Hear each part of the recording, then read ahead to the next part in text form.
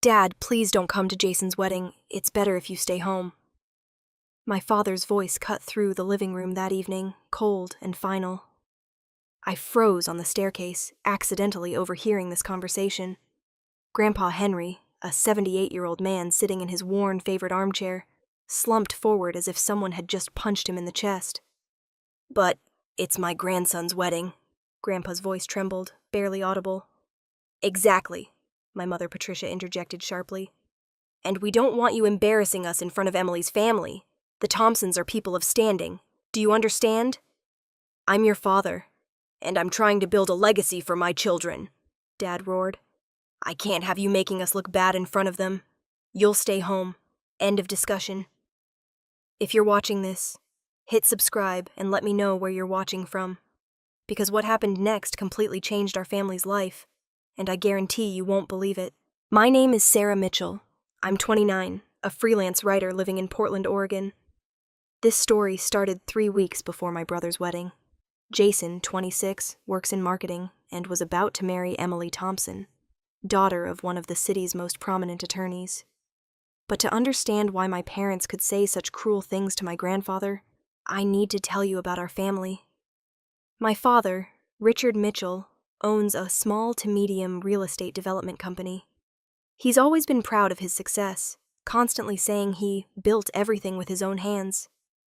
But the truth few people know is that 15 years ago, when Dad was drowning in debt after a failed project, Grandpa tried his best to help by mortgaging his small house to lend Dad $15,000. For a retired electronics technician living on Social Security, that was everything. But Dad still resented him, because it wasn't enough. Dad once screamed in Grandpa's face, "Only 15,000? Other people lend their kids hundreds of thousands. You're the worst father a man could have." I still remember Grandpa trembling, unable to speak. I was 14, standing behind my bedroom door, tears streaming down my face. And my mother, Patricia? She always believed Grandpa favored me over Jason. The reality was simple. I was the only one in the family who cared about him. Every week I visited Grandpa at least twice, bringing him food he liked, sitting and listening to his stories about working at Boeing for 35 years. Jason? He only called when he needed someone to dog sit, or when he needed money to go out with friends. But in Mom's eyes, Grandpa's affection for me was unfair. Every time he gave me a birthday gift, even just an old book or a scarf he'd knitted himself, Mom would grumble, "Why doesn't Dad give Jason something like that?" I tried explaining countless times. No one listened. Then came Jason's wedding preparations. An elaborate affair with over 200 guests at the Sentinel Hotel, tables at $150 per person. Emily's family was powerful. Her father was a senior partner at Portland's biggest law firm. Her mother, a professor at Portland State University. They were the type of family my parents desperately wanted to break into. And Grandpa Henry? A burden, an embarrassment. 3 weeks before his wedding, the tension at home escalated. Mom started mentioning the problem of where Grandpa would sit. "We can't have Dad at the main family table," Mom said one evening as we discussed the seating chart. "He won't know how to behave around people like the Thompsons." "What are you saying?" I couldn't believe my ears. "Grandpa is Jason's grandfather." "Sarah, you don't understand the social dynamics here," Jason chimed in, sounding as arrogant as our parents. "Emily's parents will judge us on everything. Grandpa Henry in that ratty suit from the 1990s, how will that make us look?" I stared at my brother like he was a stranger. "Jason, that's Grandpa. He mortgaged his house to help Dad when he went bankrupt." "That's between Dad and him, not me." My blood boiled. But before I could respond, Dad cut in. "Sarah, go to your room. This is an adult conversation." I'm 29 years old. I have a master's degree. I'm financially independent. But in their eyes, I'm still the child who doesn't understand. The following week, I witnessed Mom accidentally not sending Grandpa an invitation, while distant relatives all received theirs. When he asked about it, Mom said, "Oh, you live here with us. You don't need a separate invitation." But I knew the truth.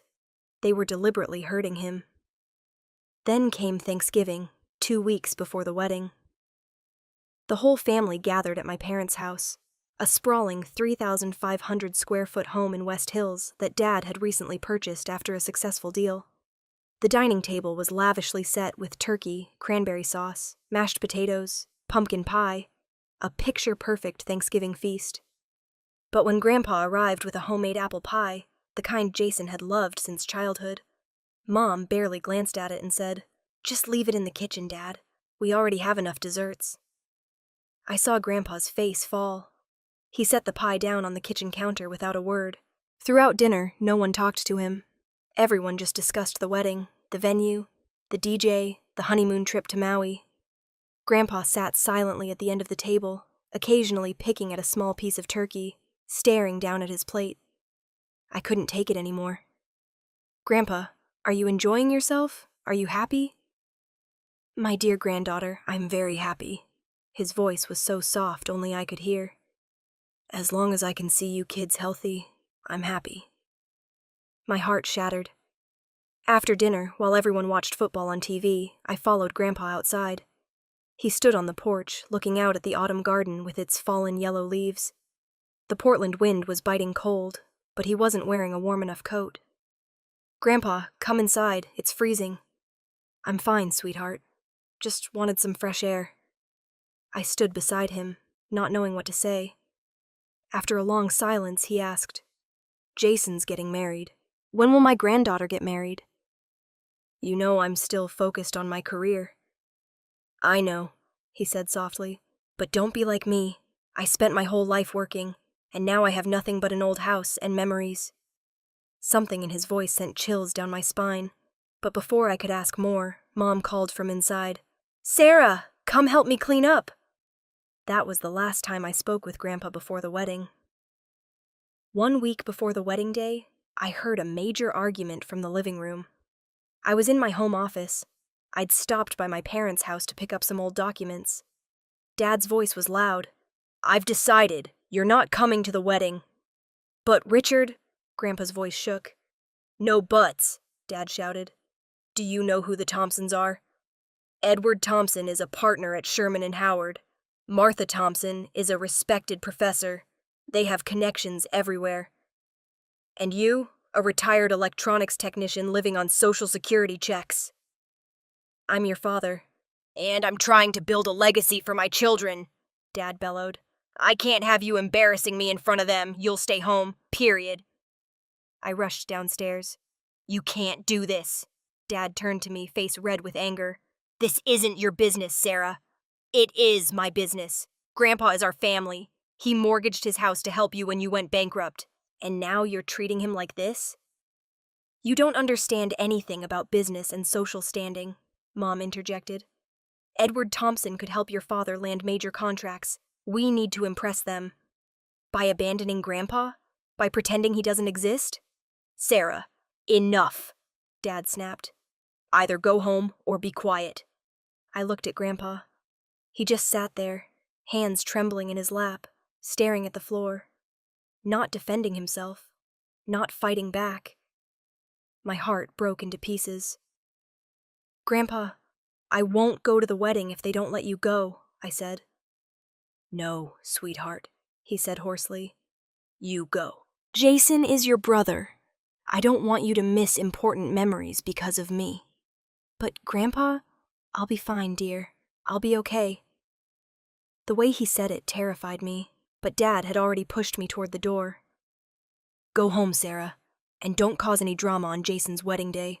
I'm warning you." I left the house with tears in my eyes, guilt weighing heavy on my shoulders. I called a few friends. They all told me to respect family dynamics and don't make a scene. Even my best friend Rachel said, "Sarah, I know it's hard, but sometimes you have to pick your battles. Your brother's wedding day isn't the right time." Maybe they were right. Maybe I was too emotional. Maybe I should just accept it and move on. But I couldn't. The night before the wedding, I drove to Grandpa's house, a small 2-bedroom home in southeast Portland, a working-class neighborhood where he'd lived for 40 years. All the lights were off. I knocked repeatedly. No answer. His car was still in the garage, so I knew he was home. Maybe he'd gone to bed early. I decided to stop by the next morning before heading to the venue. Wedding day. The Sentinel Hotel sparkled with crystal chandeliers and fresh flowers everywhere. I wore my dusty rose bridesmaid dress, makeup carefully applied, but my heart felt heavy. I tried calling Grandpa all morning. No answer.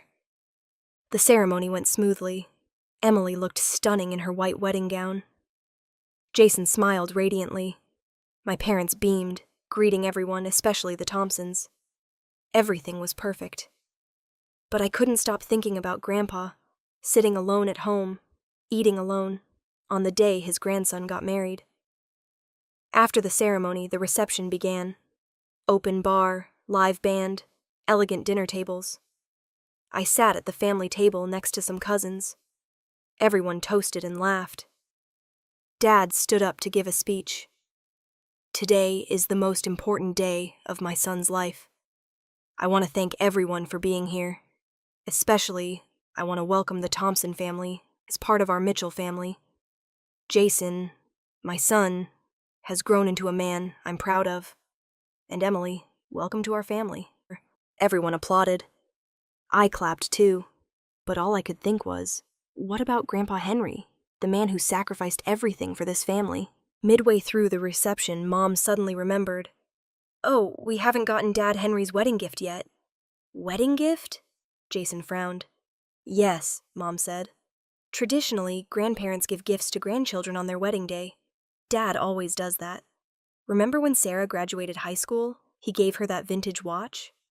Oh, right, Jason said, as if suddenly remembering a potential source of income. Grandpa hasn't given me anything. He should have given me cash or something. I couldn't believe my ears. What are you people saying? He wasn't allowed to come here, and now you're demanding gifts? Sarah, it's tradition, Mom said coldly. And stop being dramatic. After the reception, we'll stop by Dad Henry's house to get the gift.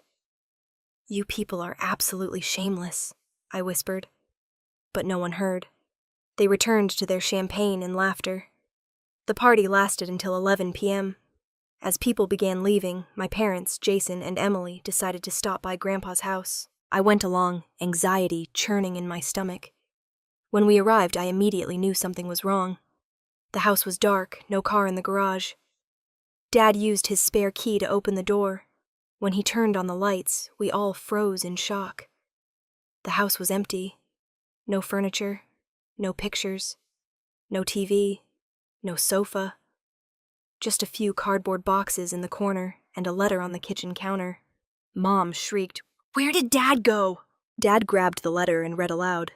Dear family, by the time you read this, I will be settled in my new home at Elmwood Senior Living Community. I have sold this house and most of my belongings. After much thought and with Sarah's help, I've made arrangements for my future. The proceeds from the sale have been allocated as follows.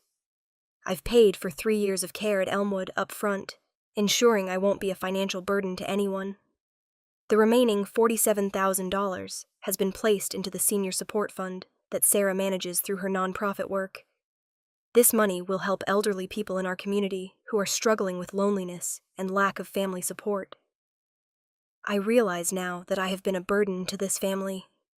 I am grateful for the years we have shared, but I believe it's time for me to step back and allow you all to live your lives without the embarrassment of an old, retired technician who doesn't fit into your social circles. Sarah, my dear granddaughter, you have always been the light of my life. Thank you for respecting my decision and helping me find a place where I'm valued. Please don't worry about me. The people at Elmwood are kind and treat me with genuine respect. I finally feel like I matter again. I wish Jason and Emily a lifetime of happiness. I'm sorry I couldn't attend the wedding, but I understand. Please do not try to contact me. I have asked my attorney, Martin Cooper at Cooper & Associates, to handle any family matters going forward. Take care of yourselves. Henry Mitchell. Deafening silence. Then Dad exploded. He gave the money to some charity fund? That stubborn old man? That's our inheritance. He had no right. Wait, Sarah helped him? Mom's head snapped toward me, eyes blazing. You knew about this? I started. You helped him steal from this family, Dad roared. He didn't steal anything, I shouted back. It was his house. His money. And yes, I helped him set up the fund because I actually care about what he wants. $47,000. Jason's voice was shrill. That could have been my down payment on a house. How could you let him throw it away on some random old people? I looked at them, feeling rage and disgust to my core. Is money all you care about? Grandpa just left the house he lived in for 40 years. He felt so lonely and rejected he had to leave. And all you can think about is money.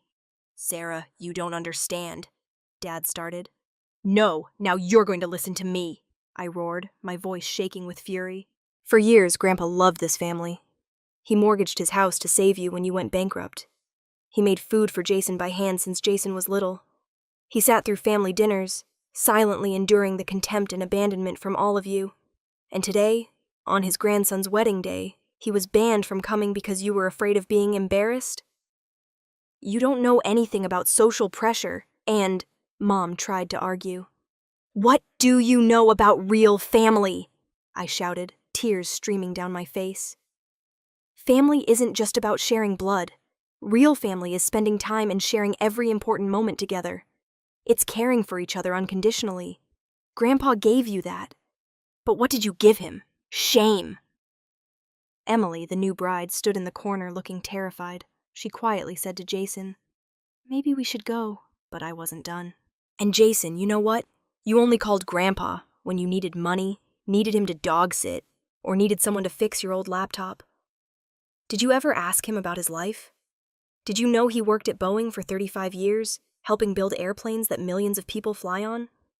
Did you know he lost his wife, our grandmother, to cancer when you were only 5, and he raised Dad alone?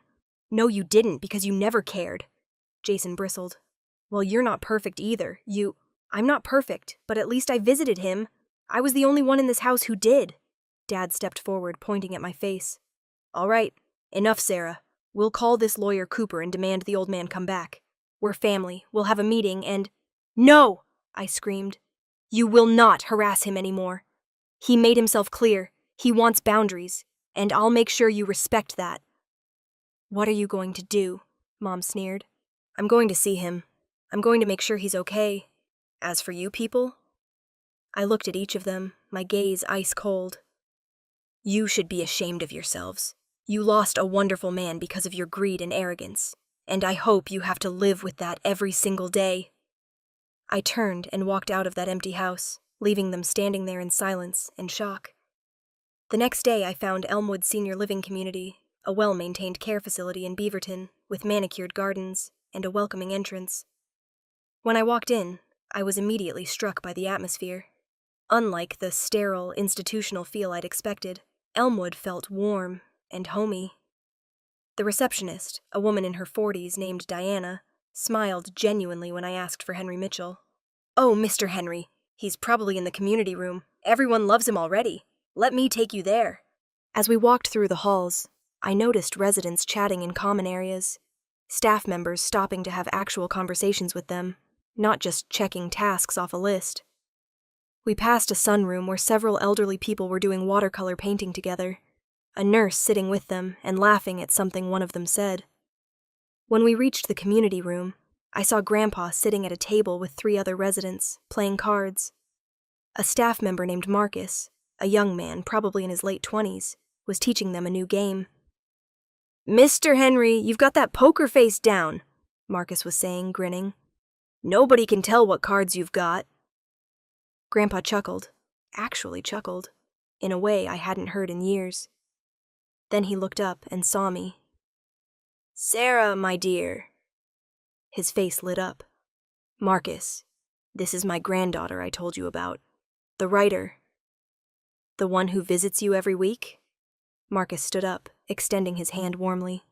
Mr. Henry talks about you all the time. Says you're the only one who remembers his birthday. My throat tightened. Grandpa, give us a moment, Grandpa said to his new friends. Of course, of course. An elderly woman with kind eyes, her name tag said Margaret, patted his hand. We'll be here when you're ready for the next round, Henry. And you're still joining us for movie night tonight, right? Wouldn't miss it, Margaret. I watched them leave, then pulled up a chair next to Grandpa. We sat in silence for a moment, You're probably angry with me, he said softly. Angry? No, Grandpa, I struggled to find words. I'm heartbroken that it came to this, but I'm not angry. I helped you because I respect your decision. You were the only one who listened when I said I'd been thinking about this for months, he said. When I first mentioned Elmwood to you last summer, you didn't dismiss me or tell me I was being dramatic. You actually toured the facility with me. You helped me understand the contracts and the finances. I remembered that day. Grandpa had called me, asking if I'd come look at a place with him. When we arrived at Elmwood, he'd been so nervous, but also hopeful. We spent 3 hours there, meeting staff, touring rooms, watching how they interacted with residents. I saw how the nurses addressed people by name, how they asked about their families, their interests, their history, how they didn't just see patients, they saw people. The staff here actually care, Sarah, Grandpa continued. This morning, a nurse named Lisa brought me coffee. She remembered I take it with 1 sugar and a splash of milk. She remembered from my first day here. When's the last time your mother remembered how I take my coffee? Never, I thought. Mom had never bothered to learn. I wiped away tears. That sounds wonderful, Grandpa. At dinner last night, people asked me about my life, really asked. Margaret wanted to know about working at Boeing. Another resident, Robert, used to work in aviation too. We talked for 2 hours about the old days. When's the last time anyone in the family asked me about my work? Also never. They'd never cared. And the best part? Grandpa smiled. Nobody here looks at me like I'm a burden. Nobody sighs when I tell a story. Nobody checks their phone while I'm talking. They actually listen, Sarah. They actually see me. That's when I fully understood. At Elmwood, Grandpa wasn't the embarrassing old man with the ratty suit. He was Henry Mitchell, Boeing veteran, widower, grandfather, garden enthusiast. He was a person with a history, with interests, with value. The fund you're managing, Grandpa said, I want it to help people like me. Elderly folks who feel invisible in their own families. Maybe we can fund programs that bring young volunteers to visit seniors. Maybe we can help pay for activities that bring meaning to their lives. You're good at organizing these things. I'd been running a small nonprofit focused on community storytelling for 2 years. Grandpa had been following my work closely. Of course he had. He was the only family member who actually read my blog posts and asked me about my projects. I'll make sure every penny makes a difference, I promised. I know you will, sweetheart. He patted my hand. You've always been the best of us. Just then, Marcus returned. Mr. Henry, sorry to interrupt, but it's almost time for the afternoon concert. The pianist from Portland State is coming today. You said you didn't want to miss it. A concert? I asked. They have live music 3 times a week, Grandpa explained. Different performers, students from the university, local musicians. Last week, a jazz quartet came. The week before, a children's choir. It's wonderful. Would you like to stay for it? Marcus asked me. Family members are always welcome. I'd love to. We walked to the gathering hall, where about 30 residents were settling into comfortable chairs. The atmosphere was cheerful, anticipatory. A young pianist sat up at the grand piano in the corner. Staff members helped residents get comfortable, chatting with them about their day. During the concert, I glanced at Grandpa. His eyes were closed, a peaceful smile on his face, completely absorbed in Chopin's Nocturne. When was the last time I'd seen him this content? That evening, as I was getting ready to leave, I saw Grandpa in the dining hall, laughing with a group of residents. Marcus was telling a story, gesturing wildly, and everyone was cracking up. Grandpa looked 20 years younger. A week later, my parents and Jason tried to arrange a family meeting through attorney Martin Cooper. Cooper, a stern man in his 50s, met them in a conference room at his firm. I was present, but to support Grandpa, not my family. Cooper began, Mr. Mitchell has asked me to make clear that he does not want any contact from the family for an indefinite period. He sold his personal property legally. He allocated his funds as he saw fit. Both his care at Elmwood and his charitable donation were executed according to his wishes and Oregon law. He has every right to do so. But that's family money, Dad objected. Mr. Richard Mitchell, that house was in Mr. Henry Mitchell's name. He had full ownership. He has the absolute right to sell and allocate the proceeds as he wishes. The charitable contribution was made to a legitimate 501c3 organization managed by your daughter. If you continue to harass Mr. Mitchell, we will file for a restraining order." My mother stood up, furious. "That old man is my husband's father. We have the right—" "You have no rights, ma'am," Cooper interrupted coldly. "Mr. Henry Mitchell is a competent adult with full legal capacity. He has made decisions for his own life. Please respect that," Jason whispered. "So he doesn't want to see us anymore?" "Correct. Except for Ms. Sarah Mitchell, with whom Mr. Henry very much wishes to maintain a relationship." Dad looked at me, eyes full of resentment. "What did you do? What did you tell him?" "I told him the truth," I replied, voice calm but firm. "And he made his own decision. A decision he's been considering for months, by the way. This didn't happen overnight. You just never paid enough attention to notice." They left in frustration, but there was nothing they could do. The months that followed were like an earthquake through our family. Dad's real estate company hit serious trouble. A major project failed. He went into debt for hundreds of thousands of dollars. This time, there was no grandpa to mortgage his house and help. Dad had to figure it out himself, selling his luxury car, downsizing the office, even mortgaging the West Hills house. Mom had to cut spending. No more weekly shopping trips to Nordstrom. No more monthly spa treatments. No more lavish brunches with her wealthy friends. At first, Mom blamed everyone. But gradually, in that scarcity, she began to look at herself. She began to realize that her priorities had been wrong. She'd cared more about status than love. Jason had it worse. His marriage to Emily lasted only a year. Emily divorced him after discovering Jason wasn't mature or financially stable enough to build a family. She wanted a responsible man, not a 26-year-old child still depending on his parents for everything. After the divorce, Jason moved back in with our parents, working an entry-level job at a small marketing company, earning barely enough to get by. Once, Jason volunteered at a soup kitchen as part of community service after getting cited for drunk driving. There, he met several elderly volunteers. They told Jason about their lives, about sacrifices, about being dismissed by their children and grandchildren, about loneliness. An old man named Walter told Jason, "Son, family isn't about what they can give you. It's about what you give them. Your time, your love, your presence." Those words made Jason think. As for me, I expanded the senior support fund that Grandpa had seeded.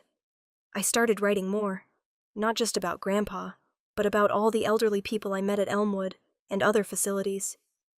I wrote about their lives, their forgotten stories, their loneliness in a society too busy to care. My blog went viral. Thousands of people shared the posts. Hundreds of elderly people emailed me with their own stories. Tales of children who'd abandoned them in nursing homes, of holidays spent alone, of feeling invisible. The Oregonian did a feature story on the forgotten generation. Grandpa's story made the front page. The senior support fund grew. We started programs connecting volunteers with isolated seniors. We funded activities at care facilities. We provided grants for elderly people who wanted to pursue hobbies or education but couldn't afford it.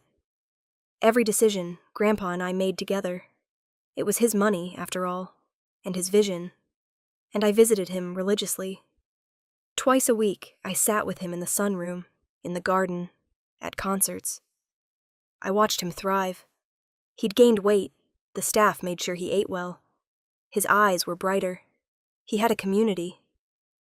One day, I arrived to find Grandpa teaching a woodworking class in the craft room. 6 other residents were gathered around as he showed them how to sand a piece of pine. "My grandfather taught me this," he was saying. "And I taught my son, though he never had much interest in it. But it's meditative, you know? The rhythm of the sanding, the smell of the wood." I stood in the doorway, watching. This was Grandpa sharing his knowledge, his skills, his history. At home, no one had ever asked him to teach them anything. After class, we walked in the garden. His garden plot was thriving. Tomatoes, zucchini, herbs. You know what I realized? He said. I spent 40 years trying to earn my family's love. But love isn't something you earn. Real love is freely given. And these people here? He gestured around at Elmwood. They give it freely, just as you always have, sweetheart. 2 years later, my family began to change, slowly, painfully, but genuinely. Dad rebuilt his company from scratch with more humility. Mom joined support groups and learned to live more simply. And Jason started therapy. He began volunteering regularly at a senior center, not for court-mandated hours, but because he wanted to. One day, 3 years after that wedding, Jason showed up at Elmwood. I was sitting with Grandpa in his room when Jason walked in, holding a homemade apple pie. "Grandpa," Jason said, voice trembling. I'm sorry. I'm so sorry. I know I don't deserve forgiveness, but I needed you to know that I finally understand. I understand everything I took from you, and never gave back." Grandpa looked at Jason for a long moment. Then he smiled. Not the sad smile I'd seen before, but a genuine one. "Come here, son," they hugged, both crying. Both. Jason started visiting monthly, then weekly. He brought his new girlfriend eventually, a kind woman who worked as a social worker. She and Grandpa talked for hours about elder care systems and how to improve them. Mom and Dad took longer, but eventually they came too. The first visit was awkward, full of apologies and tears. But Grandpa, in his wisdom and kindness, forgave them. Not because they deserved it, but because forgiveness freed him too. It wasn't a fairy tale ending. Some wounds take years to heal, but they were healing. The senior support fund flourished. We helped over 200 elderly people in its first 3 years. We connected volunteers with isolated seniors. We funded art classes, music programs, garden projects at facilities across Oregon. And every success story I shared with Grandpa. "You know what the best part is?" he told me one day, sitting in his garden plot, hands dirty from planting spring bulbs. "These flowers won't bloom for months, but I'm planting them anyway, because I have months ahead of me. I have time. And for the first time in years, I'm not afraid of that time. I'm excited about it." That's when I knew he'd made the right choice. He hadn't given up on life by moving to Elmwood. He'd reclaimed it. So, if you were in my situation, what would you do? Would you have the courage to confront your family? Or would you stay silent to keep the peace? Leave a comment below and share your thoughts. If you enjoyed this story, don't forget to like and subscribe for more real-life stories. Thanks for watching, and remember, real family isn't about blood. It's about love and respect. Family is not just about sharing blood. Real family is about spending time and sharing every important moment together. And sometimes, family isn't the one you're born into. It's the one you choose, or the one that chooses to truly see you. I don't owe my family anything. I owe myself the truth. And I owe Grandpa Henry the love he always deserved.